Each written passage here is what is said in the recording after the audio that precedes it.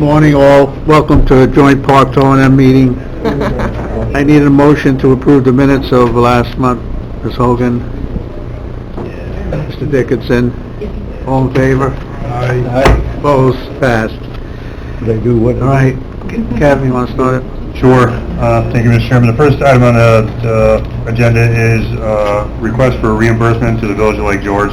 No. This is for reimbursement for the attendance for May, June, and July, as well as supplies and repairs, and all the data is backed up or attached.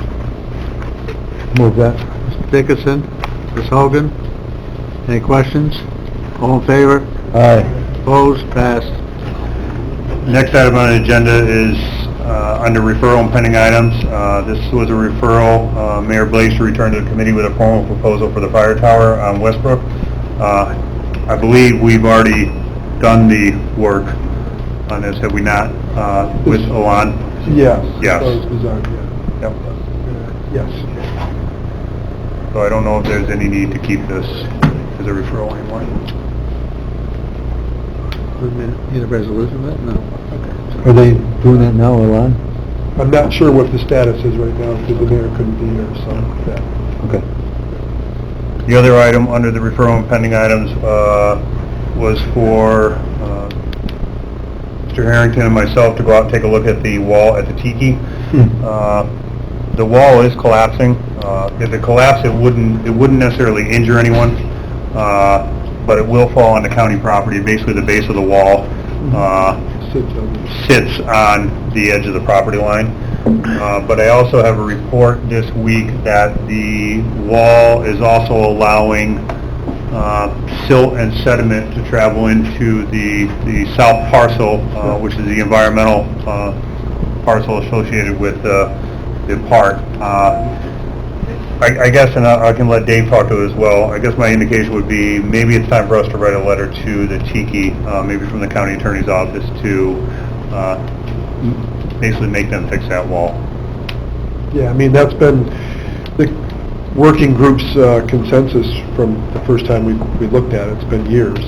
We've tried contact in the past, and that's why maybe a little more heat would actually do something, because... They actually don't respond to any of it, so I think it's time. Yeah. Maybe, Put them on formal notice in Just a case that formal wall notice. does come down, and there really is no reason for someone to be over there, but you don't know. Right. That's what I've always been concerned with, you don't know. It's still a public nuisance. Safety. They have a large parking lot, they don't have any storm water there, it drains, all the sand salt drains off onto the environmental park. Kevin, you have your hand up? I do. I mean, if it's endangering what's happening to the lake, they refuse to do it, can't we do it and then send it back on, put it back on their taxes?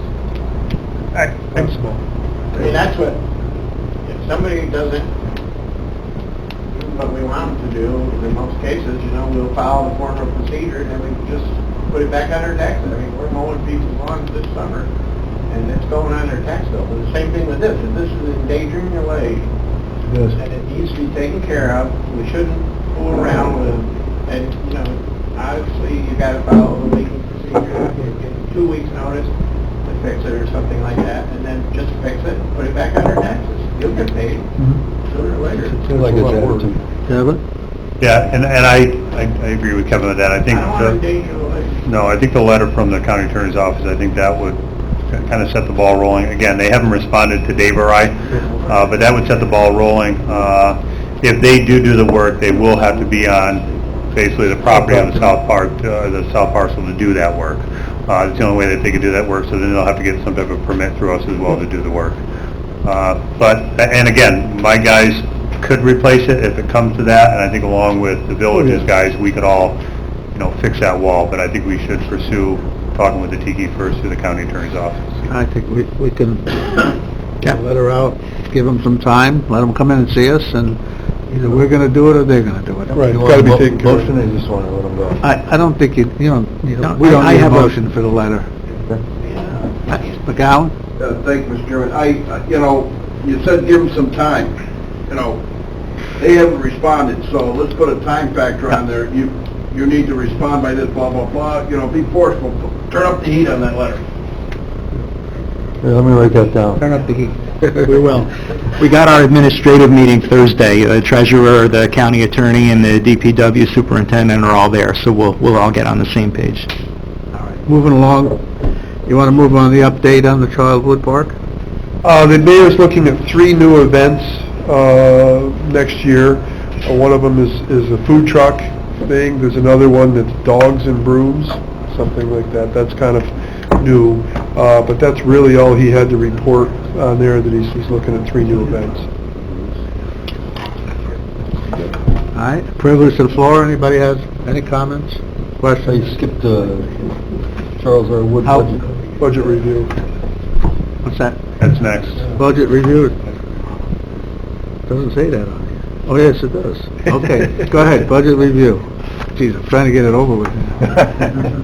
So, just to give it a heads up, because I know that the question always asked, Supervisor Bramer actually always asks the question. Right now, our reserve, last update from the Treasurer's Office, said we have approximately $46,000 in the reserve, but that doesn't include the invoices and such that we're paying today. So that'll come out of this as well. And then there's still more work on the village's behalf as well as on the environmental group's behalf, along with Jim Weaver for the rest of this year. So that's not the end, but that's just where we are right now. As far as the budget goes into 2020, we've basically kept it pretty neutral compared to what it was this past year. Again, you go down the line, everything's pretty much remained the same. We still have approximately $20,000 in there for contracts for the environmental groups. This will include, they're looking to have a kiosk in there as well this year, and I think with the reserve money and the money that we have in contracts, they'll be able to put up their kiosk this year. The road and bridge material money that you see on there pretty much remains the same. We haven't done a lot of it this year, but that's for the stone path that surrounds the festival space. That's typically a replacement for any of that stone every year. So what are you generating from the parking lot? I'm going to jump into that right now. So the parking lot rental, approximately, well, we don't have a reason, we don't have any, this is one of those ones where we don't have anything yet from it. From the festival events, you'll see that we projected $58,000 for the year. Right now, we're at $4,600, but again, we haven't collected all the revenues yet for this year. And next year, I'm really not projecting anything different than it was this year. And how many parking spaces do you have?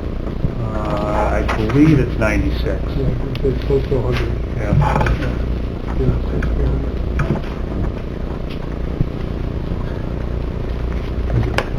And that's it for the budget. Questions? Good job. Thank you. Now we'll move to the public. Anybody from the public? We have a $5,000 contract with Black Dog Design for the festival space. And I believe the mayor is happy with it. Yep. So we'll continue with that in 2020. Okay. Everybody? Anything else? Move to adjourn? Mr. Dickinson, Ms. Hogan, we're adjourned. We had the sound check. We did. The pump and everything, okay. They replaced Got the pump. 2 minutes. Here's the funny story. So the contractor